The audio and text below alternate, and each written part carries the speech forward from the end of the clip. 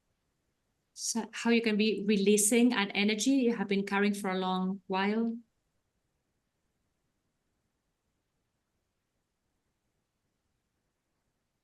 So again, with the forgiveness, you're emptying your records and memories of conflict, of disharmony.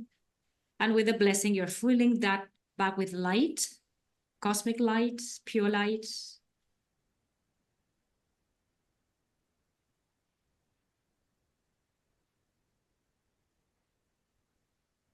And again, remember, you need the momentum with any of the tools and practices because we have to break through inertia. That's why we don't make progress. We have created obstacles, laziness, inertia, the non-capacity to move forward with determination and enthusiasm. So the more light we cultivate inside, the more momentum we have. And then we are kind of carried forward because there's a wave of light, especially from your lineage of light, that they will carry you forward without effort. The other thing I want to mention is that we share ascended master teachings, again, from East and West, from all the avatars. And so we teach universal spirituality. All the world religions, they are a little bit fragmented because they just say, like, my avatar, my guru, my leader is the only one that is authentic. And they just create a little bit of dogma sometimes. Though there are authentic teachings in world religions, there's truth, a layer of truth in everything. But still, they are a little bit outdated, most of them, meaning more complicated, because most of those world religions were for the previous dispensation and teaching us how to kind of function in the dark age. So most of the spiritual tools are to get out of the dark age, but not to build the golden age. So the Ascended Master teachings, they represent universal spirituality. And all the Ascended Masters together, without separation, without me, you, this is mine, this is yours, without fragmentation or separation, they are bringing what they refer to as the new Bible, but not the Christian Bible, the new scripture for the golden age, what they call the everlasting gospel. That gospel that cannot be destroyed because it's awakened in your heart, in your inner temple. It's not an object outside of yourself. It's not a book. It's not a temple outside. It's something that awakens here forever in your heart. Yeah. So all the Ascended Masters, in contribution to one another, without separation dogma, they are bringing in the new teachings to usher in the seventh golden age. Yeah. So world religions, they have created a lot of dogma and limitation. If that's your foundation, that's okay. But maybe you can take it to the next level because it'll take eons to get liberated through the world religions. Okay. Okay. So let's move a step forward here already, and I'll start invoking our healing mentors. So we'll start opening a circle of healing mentors, a healing circle. So you can visualize, for example, a fire ring, a ring of fire around you. It can be a green, emerald green ring of light. Green is one of the colors associated with healing. Also blue, the Metsin Buddha is more blue. Let's just visualize the green for today. And you step inside that healing circle for protection and guidance. So I'll call in Master Hilarion in the north. The mantra he gave us is truth above all else. That's the foundation of the golden age, truth. Integrity, impeccability, honesty, authenticity. Truth above all else. Whatever is below the level of truth will be destroyed, consumed, neutralized in the golden age, because we need the truth, collective truth. Now you can visualize the masters coming through the eastern gate. To your right, they are Green Tara and Amoga City, the Karma family. Karma means action. And they represent fearlessness,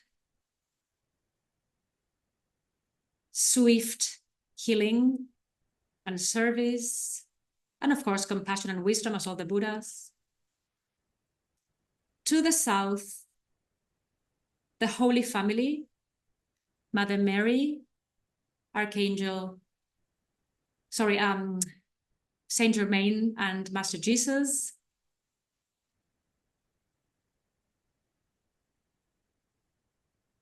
And they are giving us today the gift of divine love. To the Western Gate, we invoke the Medicine Buddha with the gift of resourcefulness. And at the center, we invoke Archangel Raphael,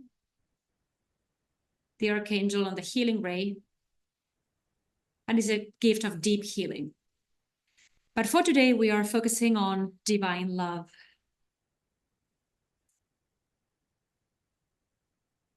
So welcome the Holy Family in your heart, and you don't have to be Christian for this.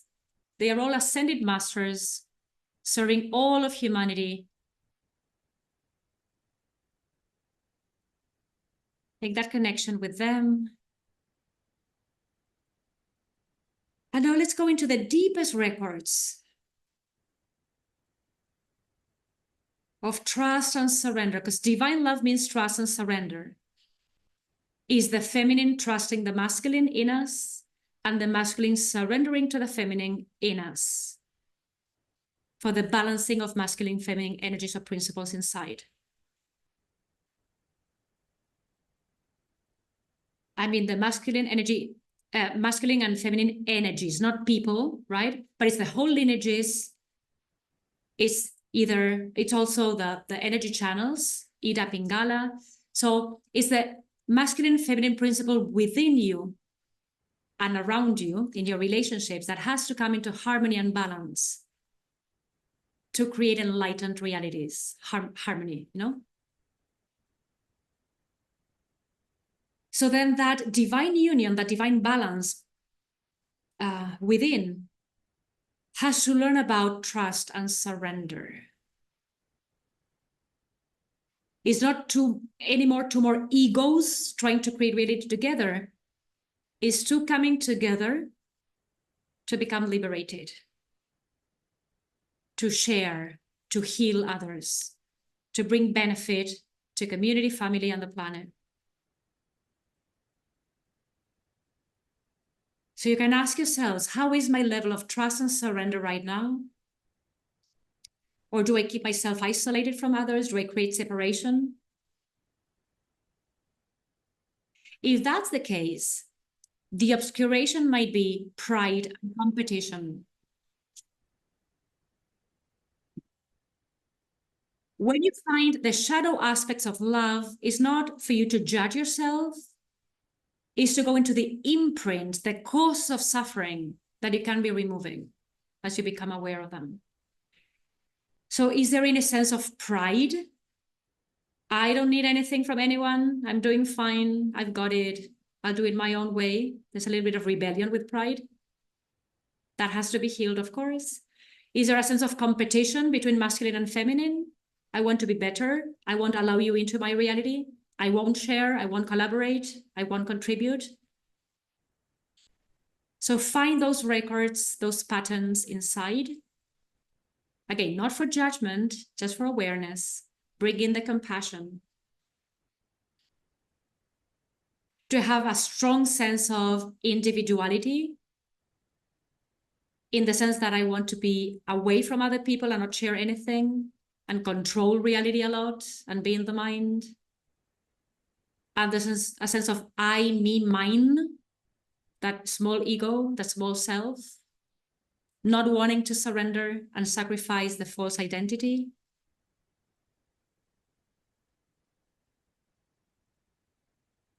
So you can ask Mother Mary, Master Jesus, or Master Saint Germain, or any light being, if you don't resonate with these three, to show you how to open your heart more. What's keeping you disconnected and not opening all the petals of the heart, the 12 petals of the heart? Is there a limiting belief, a karmic condition, trauma, fear? a false belief, ancestral entanglements, stubbornness sometimes.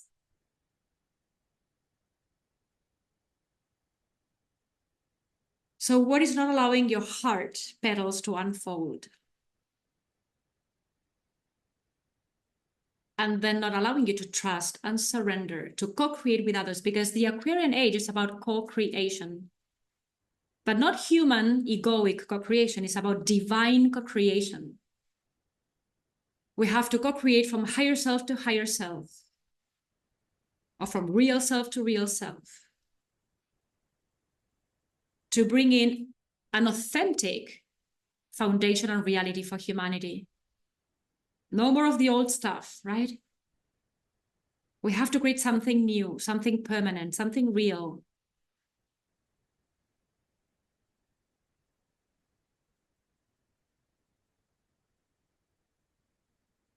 If you start receiving guidance, you can take it down notes and write down a few words or sentences that you might be receiving. Maybe you receive a symbol, some healing energy, or just an experience, an awakening, an aha, an insight.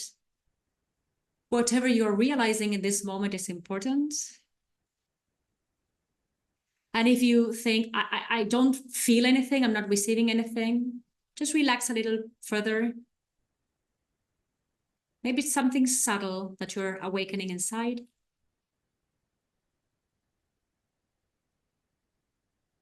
So what's obscuring the heart? What is the veil that does not allow you to experience divine love, which is a gift? We're saying it's the gift of divine love. First of all, divine love to God, divine love to yourself and to others, all relationships. And then to your life, to your finances, to your health, to your home. And if anyone wants to share, if you find any obscuration or the antidote, the medicine to neutralize that, you can share, because that will benefit everyone. Your voice is everyone's voice in the community, okay? So if someone wants to share, you can do that. Seva? Yes, so my blockage is being exhausted by people, taking without reciprocity back and forth. And the solution to it is, for me, simply trying again, just opening the heart and making it happen and trusting. Beautiful. So I love that you're not giving up on love then. Yeah?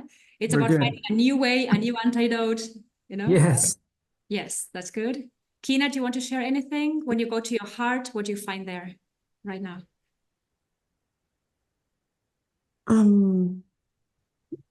Yes, I think it was deeper level of surrender. Just trusting. I know that we have lived in a world that it's full of lies. So trusting has been, it's a journey. But just getting there, one step at a time, being kind, compassionate with ourselves, and opening our hearts and trusting and surrendering more, and seeing what we can create. So many people are still holding on to memories of disappointment, betrayal, unfaithfulness, etc. So if we keep those records, of course, we have the perfect excuse not to trust and surrender. But who created all those causes and conditions before? Mhm. We create that because we hold on to those attachments and suffering, so that we confirm that outside of ourselves, and we keep on looping in the same patterns, right? So at some point, we have to say, okay, enough is enough. I'm done with suffering. I'm done with distrust and lack of surrender. I'll have to give it a go. I'll have to find a way to open my heart more, right? Because we create all those conditions because our heart is either not open or half open. And most of the reality that we are creating is through the mind, all the ancestral belief system, right? And then, of course, we confirm limitation and lack. and betrayal, disappointment, not sharing, because we are not sharing. Our heart is not completely open, right? So of course, that's what we see in the mirror of reality. What happens is that when we are unaware of the causes that we planted and how they cycle and create effects, then we become resentful and say, oh, this is so unfair. I'm such a loving person, and people keep on disappointing me. I'm so generous, and people keep on disappointing me. I'm so connected, and people keep on disappointing me. I'm so spiritual, tolerant, and people keep on disappointing me, right? But if we agree with the Buddha, Gautama, that the causes of suffering are within, I'm doing something to create that. I may not be aware, of course, because if I was aware, I would change things. So let's see if everyone can find for today at least one cause of conflict. Conflict is the opposite of love, right? Love has no opposites, but just to make a point. So what is the conflict in the heart right now? And there might be a conflict between the mind and the heart. Yeah? I really desire this, but I can't, right? Because I have this excuse. And, people are difficult. Humanity is challenging. Someone is making my life impossible, right? But it's me. If I perceive conflict outside, there's conflict within. Unless we want to become aware of that, we'll keep on looping. So what is the conflict in the heart right now? It could be between the ancestral destiny and your sovereign destiny. It can be between your unreal self and your real self. It can be about between your true desires and your cultural family desires, what people want from you, and not having the sovereignty to step into your most abundant destiny. So what is the conflict? And how is the mind obscuring the heart? What is the veil there?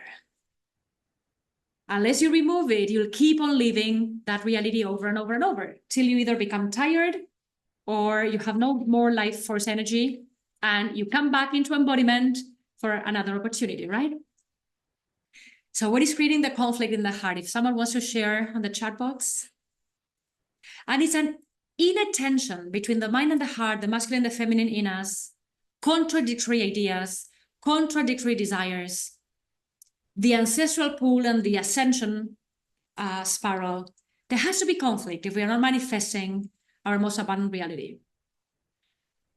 So Lori is saying, my parents have hurt me deeply. I can't find the internal conflict within that caused this external consequence karma reaction. Okay, but there's hurt, okay? So I'll go back to you in a moment. Josie's saying, heartbroken, love, lost, death, conflict from a broken heart to whole heart, mended together again. So what we are saying then is hurt created by fragmentation. Something is fragmented inside. It's not whole inside. It's not complete inside, right? Yeah. So let's go into that. Vanessa is saying the mind wants to control soul desires. Yes, that typically is the conflict. So we are all agreeing then through your sharings that there's inner fragmentation. Yeah. There's not a complete alignment between mind and heart or masculine and feminine or all the desires. So you can't find the right motivation to move forward, and maybe you don't know what to invest in, what to follow, what the heart wants, etc. Let's go into the fragmentation. In our previous All is Possible retreat, we shared 2 of our initial light codes. So we were given by the Ascended Masters 33 light codes. It's a technology to awaken the Christ consciousness. Again, Christ, not Jesus, the anointed one, the one anointed by the Holy Spirit. And we have these 33 light codes to shift from the carnal mind to the diamond mind, the enlightened mind, right? And hearts. So the first one is, I am enlightened consciousness. You can catch the first replay if you want. That's the first light code, and they come with an affirmation. We are not going to give that today again. So we start this path of the 33 light codes to go back into our Christ mind and Christ heart, or higher self consciousness. by saying, I am enlightened consciousness. And we use the light code to meditate. Every light code comes from unity consciousness, so it heals separation and fragmentation inside on a soul level, inner level. In the second All is Possible retreat, we introduce the second light code, I am integrity. That helps a lot with soul retrieval and creating completion inside and going back to honesty and truth and resolving separation from others and separation from maybe abundance and health. But today we're moving on to the third light code. So light code number 3 is, I am the source of all experience. I am the source of all experience. So this will start neutralizing the victim consciousness. Life is against me. People do this to me and poor me. They're doing this to me all the time. If I am the source of all experience, I start becoming a conscious, responsible creator. Because I'm aware again of causes and effects. I understand that the way I feel inside, that's the inner mandala, creates an outer mandala. So whatever I'm experiencing inside of me, that will be mirrored, reflected outside of myself. And then I wake up to that outer mandala. But then I start connecting the dots. Oh, that's why people treat me this way. This is why I feel blocked financially. Oh, this is why I don't have energy every single day. Oh, this is because of this, because of that. So you start understanding. Not psychoanalyzing yourself and interpreting reality, but understanding with the wisdom and compassion of your Buddha mind, right? So I'll read the affirmation that comes with this light code. We are activating much more than what the affirmation says, but the affirmation is just to help you understand what you're awakening in your heart. So the affirmation says, I accept my reality. I appreciate all of its reflections of abundance, all the mirrors, and use them to expand and to evolve. This is profound. Can anyone say you accept your entire reality? Or you complain and judge more than you accept, honestly? Can someone say, yeah, I totally accept my life circumstances. I've created them. I want to deal with my karma. So Ashaya is sharing unconscious behaviors, going through the motions which created looping patterns and repeating cycle. Instead, see through new eyes, which allow for new divine realities and solutions. Consciously respond versus just react. Yes. So Devang is saying, no, I can't really say I accept my reality. Thanks for the sincerity and the truth. Ashley says, can you write the mantra here, please, or repeat? Yeah, so Kina, can you help us with that? Like on number 3, I am the source of all experience. And if you had the affirmation handy, you could add that. Otherwise, I'll keep on repeating that. So already the affirmation says, when we meditate with the light code, which we will do in a few moments, we are saying that I am willing, I start the movement towards, I am willing to accept my reality. I create everything. Nobody is here to be blamed. There's no blaming others. I create everything, everything, everything, everything. What I like and what I don't like. So I accept my reality. I appreciate all of its reflections of abundance. Are you all aware of what the mirror is? Who your mirrors are and how they function in your reality? What you created the mirrors for? Okay. So I think Simbel is also back from the in-person retreat. I saw you before, yes. So Simbel, would you like to share? We are just asking all our students to share because they've been with us for these 3 years. So Simbel, would you like to explain to someone what a mirror is, how they appear in your reality, how you use them to create more healing and transformation inside?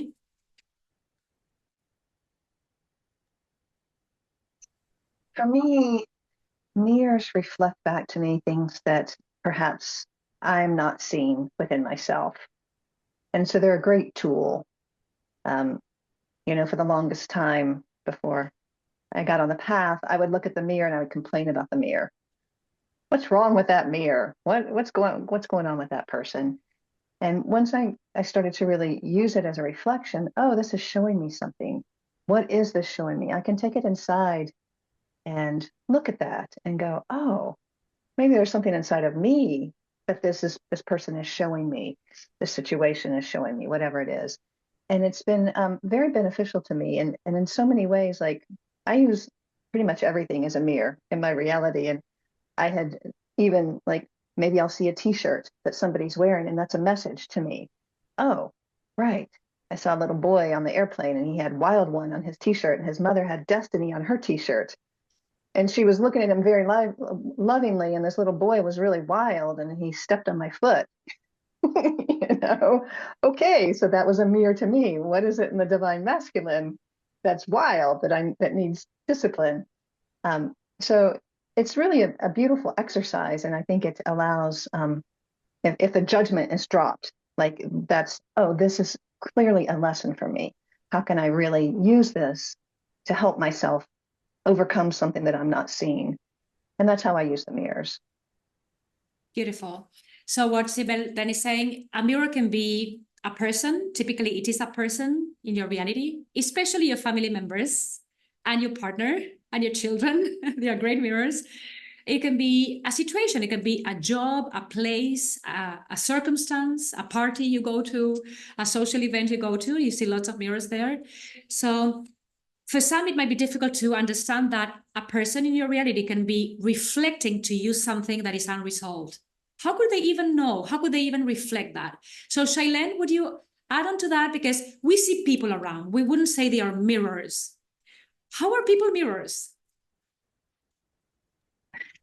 So again, like you said many times, we create reality. So our energy, everything that's vibrating in us, in our field, will be expressed outside. So for example, my partner is showing me anger. I'm just giving a very concrete example. Or my child. I have to reflect on that because it's showing me the anger I am holding. Because the energy responds to itself all the time. Yeah. So it's not necessarily about my child or my husband being angry at me. It's like, where is the anger in me?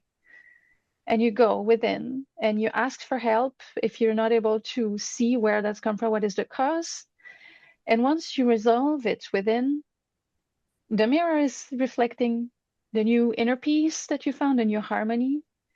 It's really about energy being coherent, you know? That's the law of the correspondence. So you create what you hold within. What you hold, what you feel will be expressed through your partner, your children. You are saying the family members, yes, because it makes sense because we spend many hours in the day, so the energy is very present. It's very precious actually, because we can show each other what needs healing in this now moment. Yeah, so it's very funny how when, like even before we go on the spiritual path, we want to run out of ourselves. But even when we walk the path of liberation, enlightenment, we want to run out of ourselves. Can you run out? Can you run away of yourself? Sorry, run away, not out. Can you run away of yourself? No, because everywhere you go, you'll find yourself through the mirror. You go to your office, you'll find your mirrors there. You go back home after a day's work, you find, unless you live alone, you find your mirror. But if you have a dog, a cat, they'll be your mirrors, okay? Because everything is energy. So the best way is to go on the healing journey and stop running away from ourselves and stop delaying the process, because you'll just create more suffering and you'll bump into your mirrors wherever you go. And some people say, well, I'll just take a holiday, you know, and everything will be resolved if I go on holiday. Who do you go on holiday with? Yourself, right? Still unbearable, because it's still you with all your belief system and trauma and fear, right? And projections and victim mindset and poverty mindset. And you come back home from the holiday. Who do you find at home? You, right? And you go to work. Who do you go to the office with? You. And you go to a social party, a birthday party. Who do you go with? You. It's always you. So unless we resolve our issues, and we remove the veils of obscuration from the mind and heart, we are always re-experiencing ourselves in the same state of consciousness till either we quote unquote die of boredom or we understand that we cannot continue that way, and we'll create a wake-up call in our lives, a critical mirror, a critical moment to say, okay, I have to really take responsibility because I'm really tired of myself by now. Yes. Lori says, will there always be mirrors, or can we evolve out of them? I'll go back to that. So there was a question about mirrors triggering you. And Kina Seva answered, yes, your mirrors trigger you because they show you what you have unresolved inside. Yeah, the pending issues, let's call them. So really mirrors, they don't come to bother you. And you are attracting your own mirrors. We have to be aware of this. It's not just people doing this to us. They are helping us, actually. The higher self, the I am presence in us, is attracting the right mirrors, because our presence, our God self, knows that we are fragmented. We are in a path of healing, liberation, alchemy. So it will send our way all the fragmented aspects of our soul that we need to be healing and resolving. So the mirror is part of light technology. It's part of spiritual technology. It has to happen. We can't stop the process once we are initiated on the path, right? So yes, the mirror will trigger you if you are projecting your trauma fears onto others. Now, you can use the mirror in a beautiful way if you are in acceptance of your mirror, which is what the light code says. I accept my reality. I appreciate all of its reflections of abundance. It's saying every reflection is abundant because it's showing you the medicine. It's showing you a lesson that you can learn. So if someone gets angry at you and they're just reminding you, hey, there's still anger in you that is unresolved, that's abundant because they're helping you overcome. They're helping you transcend those karmic conditions, right? So will there always be mirrors, or can we evolve out of them? So I would say for most of humanity, yes, you're in a hall of mirrors. That's the 3D, that's samsara. That's separation when you're in the ego. From an enlightened perspective, I would say no. But till you're in your healing journey and becoming liberated, yes, everything is a mirror. Because only the fragmented ego can create mirrors outside, fragments, fractals. An integrated being has really no mirrors, okay? You keep on witnessing things, which is different, but you're not triggered. Now you're fully aware of how you're creating reality and how everything becomes then a portal, a gateway of energy to go into a higher density of consciousness, right? But yes, for most, let's say, students, chilas, bodhisattvas, people on the path, every single thing is a mirror because it's still duality. As long as you're in this duality mindset, there's you and things outside of yourself. So yes, that's the mirror. And the mirrors are messengers. Yeah. And they are, let's call them positive or negative. That's duality, positive, negative. Till then you come to the wisdom of equanimity and you just see that everything is supporting your evolution. Yeah. So there's no more aversion or attachment. There's just equanimity, right? Everything is serving me. Everything is helping me. Everything is me. I am that. So when you're in the I am that consciousness, of course, it's no longer a mirror in that sense. So Simbel, I think we can add to this because we've been teaching this for a while. How would you briefly explain the difference between a mirror and a projection? Or better, between a reflection of light and a projection? There's a huge difference, but people sometimes don't understand. Is this a reflection I have to consider, or is someone projecting onto me? Yeah, I feel it goes to the question about does the mirror trigger me? And how do I feel when I see this? How am I witnessing this?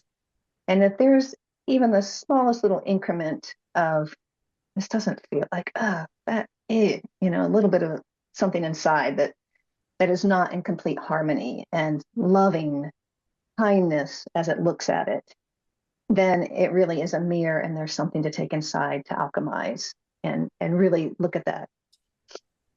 Now, when somebody has completely healed that aspect within themselves, when they see it in somebody else and somebody else is upset and they're trying to projected onto you, it is a projection if it doesn't bother you at all. If you can look at it lovingly and just say, oh, I see you. I see your hurt. I see your pain. I see your anger. I see that. And I can give love to it, but it doesn't aggravate me in the least bit.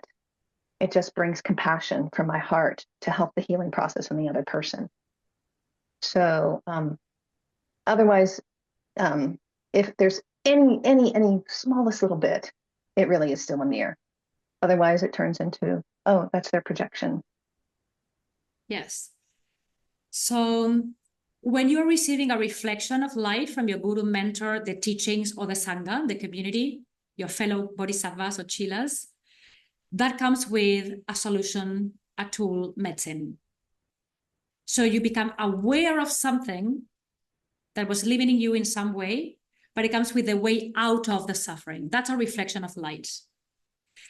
A projection it stems from fear and suffering and separation, of course, and it comes with criticism without any solution.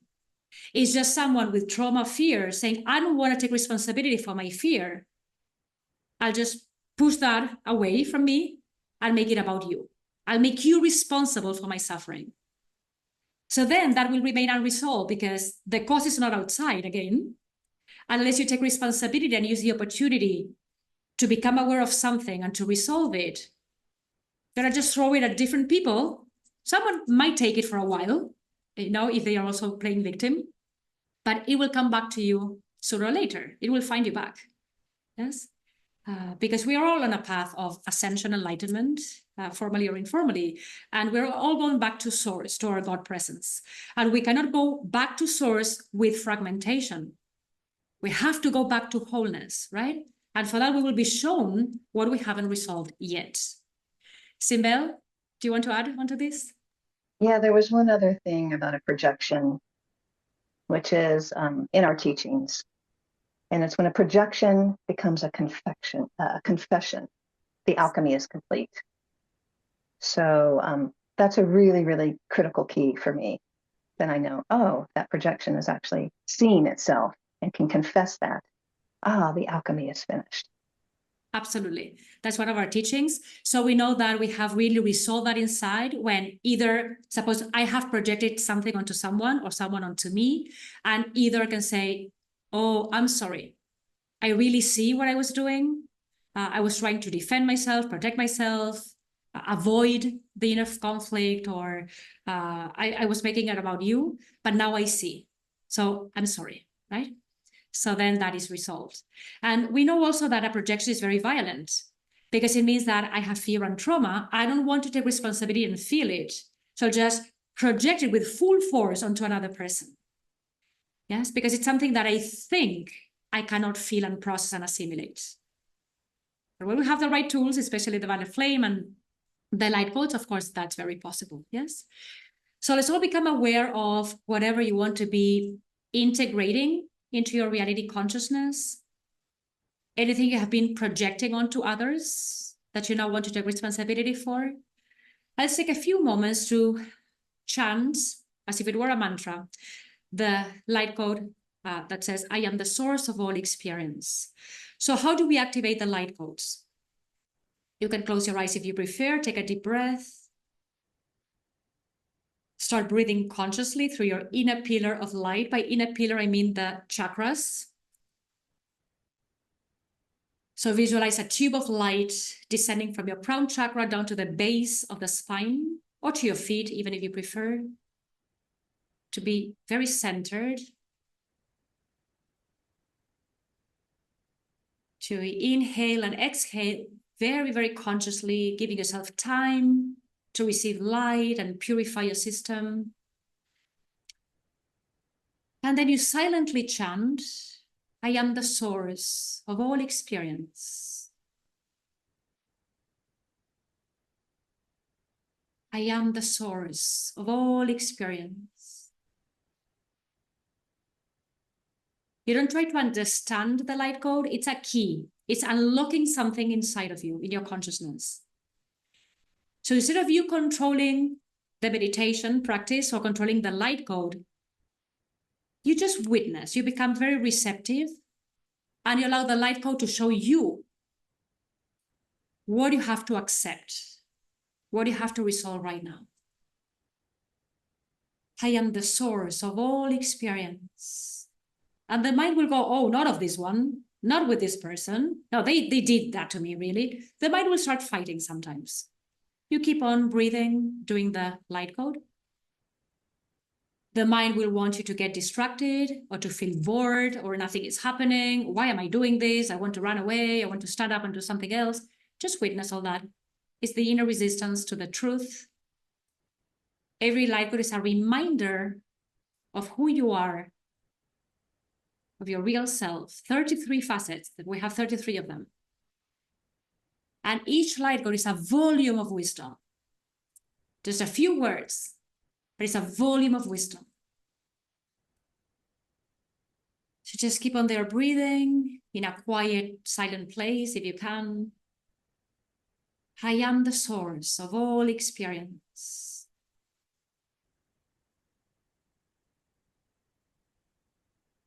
You can also do a full mala if you have a mala and do one after the other one quickly, or just like I'm doing right now, or just say it once and keep contemplating your inner universe, whatever that triggers in you.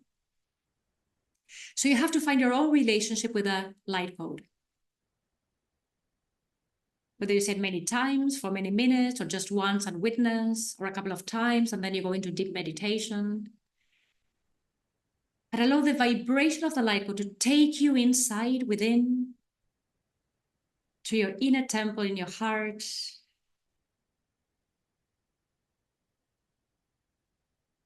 To remove all the roots of suffering from inside as you become aware of that. I am the source of all experience. So I'm not a victim. No, I'm not. I'm a creator. I am the source of all experience. You go back into the silence.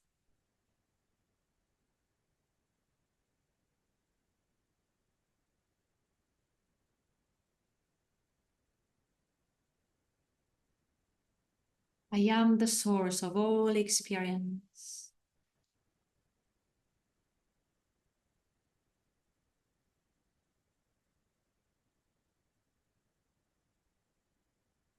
So how can I take more responsibility for how I'm creating life? How can I accept my karma and dharma, my life experiences, without complaining so much or projecting them onto others? How can I endure my own karma? All the causes I set in motion and all the effects that are the return of the karma coming back to me for resolution.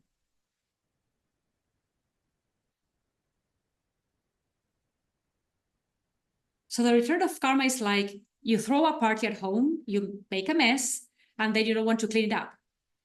But who threw the party? Who invited all those people? Who created all that mess at home? You'll have to clean it up eventually, right? If you want to live in a clean home. So it's the same metaphor inside. If you misqualified energy from the first embodiment till this one, we have all misqualified a lot of energy. There's no punishment involved. There's just going back to the wisdom and compassion, to the Buddha mind, to the Christ mind. I'll say, I'll take responsibility because I have matured. I can now requalify the energy to create a new reality for myself and others. But for that, I have to accept I am the source of all experience. And all the light codes, most of them begin with I am. I am is the I am presence in us, the God self in us. So who is the source of all experience? My I am. So I'm going to trust and surrender to the I am creation. Whatever the I am decides I can deal with, I'll trust that. We cannot receive karma or dharma back unless we are ready. Because there's cosmic justice. You can never go through a life experience that are ready to face or to endure or to heal. If we're in the victim mindset, we might think, oh my God, this is too much. That is never true. You have the resourcefulness inside. Yes, you will always find a way. You take refuge in the light. You'll find a solution. So the victim in us feels very small and say, this is too much. Why is this happening? Why to me? Why now? Why? Versus, yes, bring it on. I want to balance my karma. That's what I came here for. And through the balancing of that and the healing, I want to serve others. Yes. And cross to the other shore, they say in Buddhism, right? From suffering to enlightenment. I want to become liberated from all this suffering. But I have to take responsibility for the use of energy. So God has given us a lot of life force energy. We misqualified all that. We perverted that energy. And then we want to give it back to God in a perverted state. Is that fair? Your creator gave you pure energy and say, take back all my toxic energy. Oh, it doesn't work like that, dear. You requalify all that and come back to me clean and pure. That's a process of enlightenment, right? Whatever we receive from I am, we have to give it back in the same state or better that we received it. And that should be with any relationship, any place. If you leave any relationship better than you found it, any place better than you found it, that's the approach. That's love in action. Yeah. Because then we see, I value my life. I value my energy. I value my creator. I value my embodiment. Yeah. And it's to upgrade everything, to illuminate everything, to give it more love. Yeah. So I am the source of all experience. So of course you can do the light code for 10 minutes, half an hour, 1 hour, many times during the day. It will just take you within to your real self, the one that can do the alchemy and can do the healing. It will start neutralizing the victim in you, the victim mindset in you. And it's a gradual process, right? Because what the ego creates is either a wounded personality or a spoiled personality. Two sides of the same coin. So do I have a wounded personality or a spoiled personality?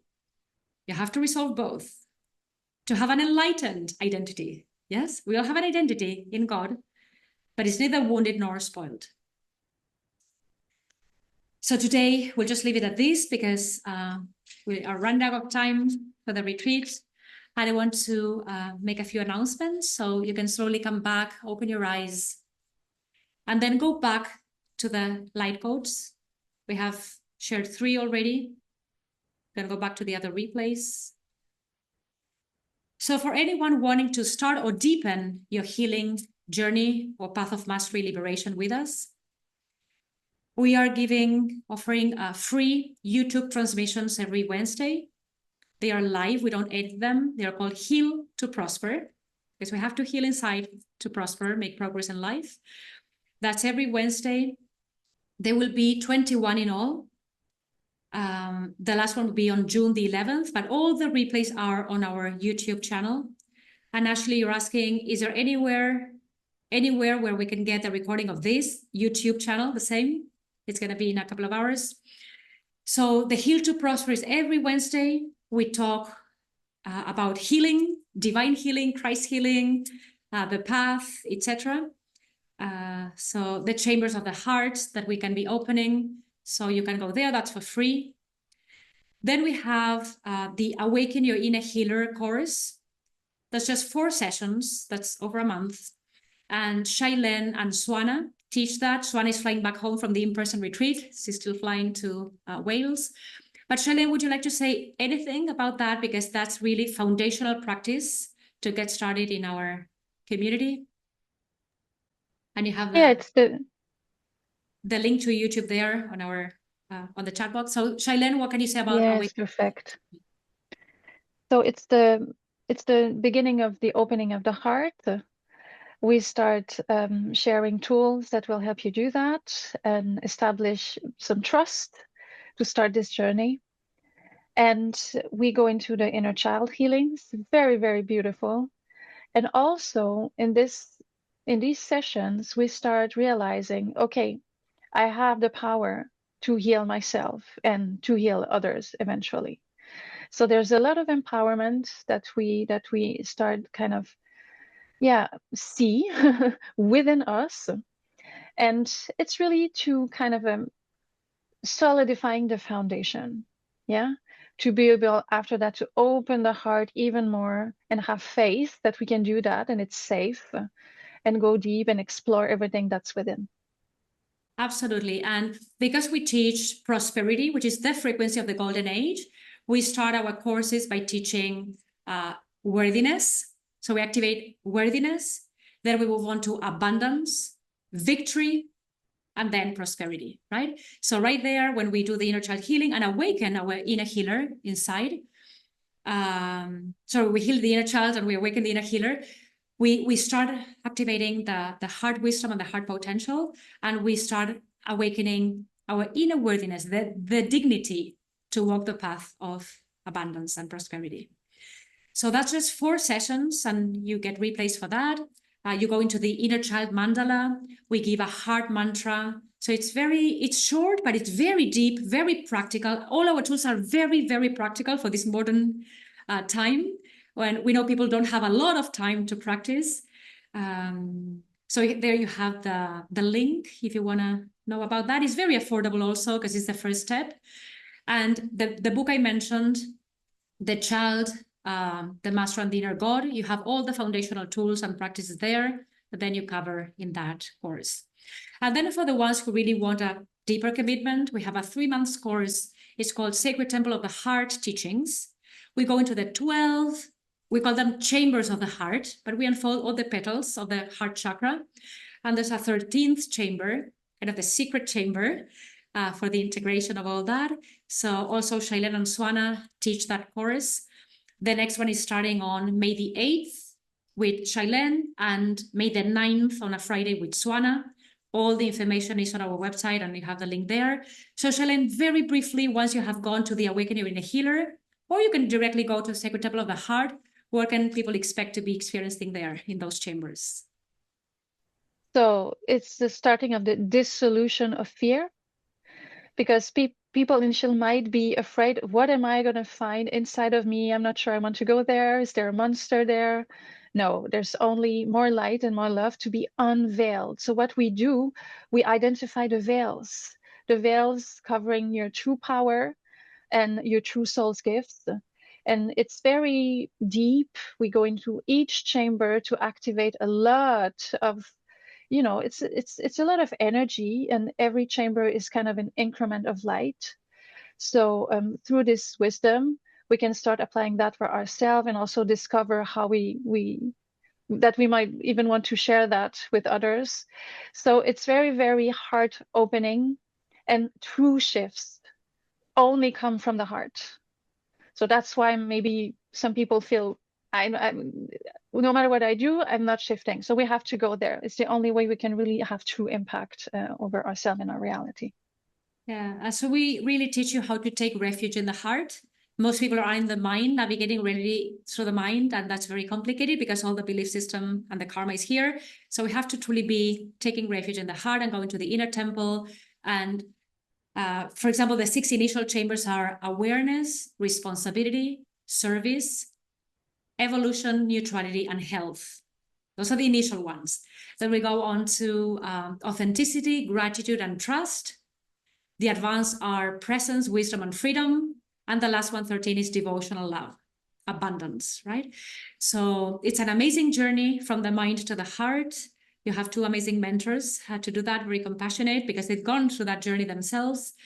And Josie's asking what time on Wednesday. So for the Heal to Prosper live YouTube transmissions, and you have the replays on YouTube, it's 3 p.m. Dominican Republic time, which is now the same as Eastern time in America. 3 p.m. Eastern time. If you subscribe to our newsletter on our website, you receive reminders every week, 1 hour before connecting on Wednesdays. But if you don't go there live, you can catch the replays on YouTube. Yeah, they're all there. So there's one more thing I want to be sharing, which is our in-person retreats here. We are calling them Heal to Prosper. So the same name as the Wednesday YouTube transmissions, but these are live here with us. And for the first time, we can offer them and guide them in Spanish and or in English. And we have just 1 day retreat for 3 hours for people who are nearby and want to just check out our technology and know what's available. A weekend introductory retreat, that's 6 hours, Friday and Saturday, for just a quick immersion. And then we have an immersive retreat, which is 28 hours over 7 days. And the next one and first one of these retreats is going to be on June the 21st through June the 28th this year. So we have 2 retreat planners. They've been training with us for a while. They are also live mentors in our community, but they just came from an in-person retreat. They are Ashaya and Kina. And so they are the ones you would want to contact for more information, because coming to an in-person retreat, you might have questions about logistics, about the experience itself, about the Dominican Republic, the weather, like lots of questions. So they can answer all those questions. And Kina came here 3 times and Ashaya came here for the first time this time. So we have an email for that, which is retreats@gaitanayantal.com. You can contact either Ashaya or Kina, and they will be very grateful to answer any questions about the in-person retreats. So I would like to show a few photos of the in-person retreat. So these are a few of the most recent photos. So this is the retreat place. We are at Sublime Samaná, Dominican Republic. So we do a few rituals and ceremonies here. And then we go on the beach and we have fun also, apart from doing the spiritual initiations. We spend a lot of time in nature. And we never offer the same retreat. Like, we never repeat the experience. We are very mindful about the people coming and what they need. We can read the energy in that way very precisely. So it's always around our tools and initiations that we offer, but we customize the experience because we want to give you exactly what you need when you come here.